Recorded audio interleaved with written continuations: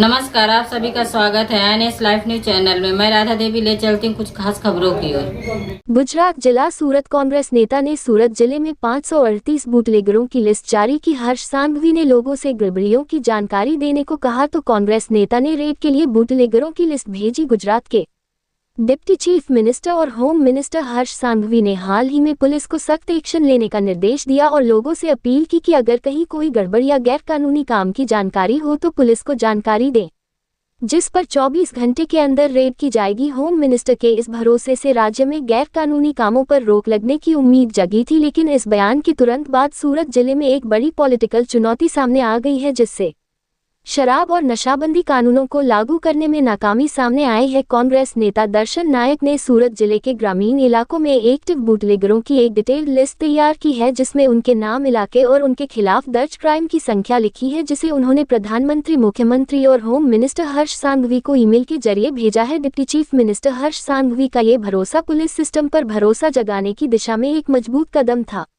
लेकिन कांग्रेस नेता दर्शन नायक के प्रेजेंटेशन से साफ पता चलता है कि पुलिस सिस्टम गैरकानूनी शराब, गांजा, ड्रग्स और ताड़ी के प्रोडक्शन, बिक्री और ट्रैफिकिंग को रोकने में पूरी तरह कामयाब नहीं है। 2017 में कानून में बदलाव करके ड्रग्स रखने के जुर्म में 10 साल तक की जेल का प्रावधान करने के बावजूद ग्राउंड लेवल पर हालात नहीं बदले हैं। दर्शन नायक ने बताया है कि पुलिस डिपार्टमेंट के पास पहले से ही बूटलेगरों के बारे में पूरी जानकारी है। ये लिस्ट सूरत रूरल पुलिस सुपरिटेंडेंट ऑफिस की तरफ से हर साल सभी पुलिस स्टेशनों के इंस्पेक्टर और सब इंस्पेक्टर को भेजी जाती है। इससे ये साबित होता है कि जानकारी की कमी नहीं है बल्कि एक्शन की कमी है। दर्शन नायक ने सूरत जिले में बूटलेगरों की लिस्ट जारी की। कांग्रेस नेता दर्शन नायक को आरटीआई के तहत मिली जानकारी के आधार पर सूरत जिले के अलग अलग पुलिस स्टेशन एरिया में 538 एक्टिव बूटलेगरों की लिस्ट सामने आई है। लिस्ट से पता चलता है कि सबसे ज्यादा 92 बूटलेगर कमरेज इलाके में एक्टिव है, जिससे पता चलता है कि इस इलाके में शराबबंदी कानून का बड़े पैमाने पर उल्लंघन हो रहा है। दर्शन नायक ने न सिर्फ बूटलेगरों की लिस्ट दी है बल्कि तुरंत और सख्त कार्रवाई के लिए कुछ ठोस मांगे भी की है। उन्होंने कहा कि सूरत जिले के ग्रामीण और शहरी इलाकों में गैरकानूनी शराब, गांजा, ड्रग्स और ताड़ी की प्रोडक्शन, बिक्री और तस्करी के खिलाफ तुरंत सख्त कार्रवाई की जानी चाहिए।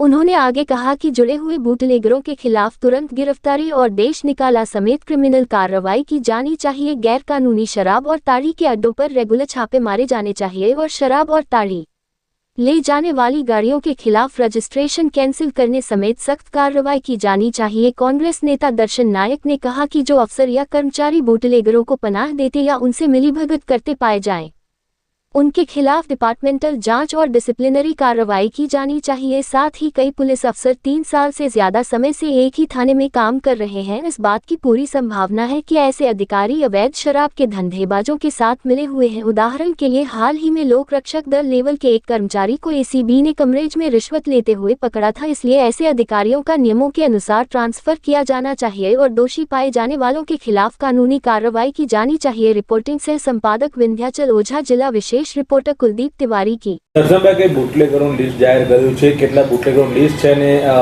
શું માંગણીઓ છે કાર્યવાહી માટે?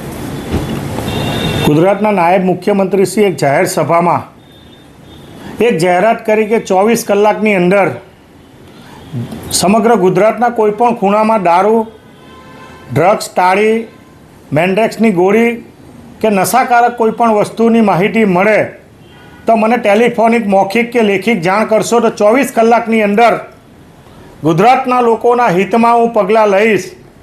આ જાહેરાતના અનુસંધાનમાં ગુજરાતના એક સામાન્ય નાગરિક તરીકે, સુરત જિલ્લાના એક નાગરિક તરીકે તારીખ 18/5/2024ના રોજ 21/5/2025ના રોજ મેં પત્ર લખીને માંગણી કરી હતી કે તાત્કાલિક અસરથી સુરતમાં દરેક તાલુકાઓમાં જે રીતે દારૂ, ડ્રગ્સ અને તાળીની બડીઓ મોટા પ્રમાણમાં ફેલાયેલી છે અને સુરત જિલ્લાનો ક્રાઇમ રેટ પણ મોટા પ્રમાણમાં તમને જોવા મળે છે। દિવસે દિવસે ચોરીના બનાવો, દિવસે દિવસે મર્ડરના બનાવો મોટા પ્રમાણમાં જિલ્લાની કામગીરી નબળી હોવાના કારણે અને સુરત જિલ્લામાં છેલ્લા ઘણા સમયથી 3 વર્ષથી વધુ સમયથી ઘણા પોલીસ અધિકારીઓ કામગીરી કરે છે। આના કારણે જે કાયદો અને વ્યવસ્થાની પરિસ્થિતિ જળવાવી જોઈએ અને હાલમાં જ ફરીવાર ગઈકાલે મેં પત્ર લખીને માનનીય મુખ્યમંત્રી શ્રી નાયબ મુખ્યમંત્રી અને ડીજીપીને 538 જેટલા સુરત જિલ્લામાં લિસ્ટેડ બુટલેગરોની યાદી જે પોલીસ વિભાગ દ્વારા તૈયાર કરવામાં આવી છે અને આવા બુટલેગરો ગૃહ ઉદ્યોગની જેમ આ ધંધો બનાવી દીધો છે અને તમે કલ્પના કરો કે એક એક બુટલેગર પર 20 થી 40 જેટલા ગુનાઓ નોંધાયેલા છે એટલે કેટલા સમયથી એ દારૂનું વેચાણ કરતા હશે, કેટલો દારૂ વેચ્યો અને કેટલો દારૂ લોકો પી ગયા અને એને લીધે સુરત જિલ્લાના કેટલા હજારો લોકો મૃત્યુ પામ્યા હશે એ પરિસ્થિતિ સુરત જિલ્લામાં જોવા મળે છે. આજે પણ ઠેર ઠેર તાલુકે ગામડે ગામડે આ દારૂ દેશી દારૂની ભઠ્ઠીઓ તાળીઓ વેચાઈ રહી છે. અમે વારંવાર પોલીસ વિભાગને ધ્યાન દોરવા છતાં પણ પોલીસ વિભાગના જે મળતિયાઓ છે, જે વહીવટકર્તાઓ છે, આ બુટલેગરોની સાથે સાંઠગાંઠ રાખીને મોટા પ્રમાણમાં આ ધંધો મોટા પ્રમાણમાં સુરત જિલ્લામાં વિસ્તર્યો છે. દિવસે દિવસે તમે જો કામરેજ તાલુકામાં ગઈકાલે ખુલ્લેઆમ દારૂ વેચાતો હતો. અમારા તાલુકામાં પણ મારા ગામમાં પણ તાળી અને દારૂનું મોટા પ્રમાણમાં વેચાઈ થઈ રહ્યું છે. જે પ્રકારે સુરત જિલ્લાની પરિસ્થિતિ છે અને હાલમાં કડોદરા પોલીસ સ્ટેશનને પણ 3 મહિના પહેલાં એક બુટલેગરે માથે લીધું હતું.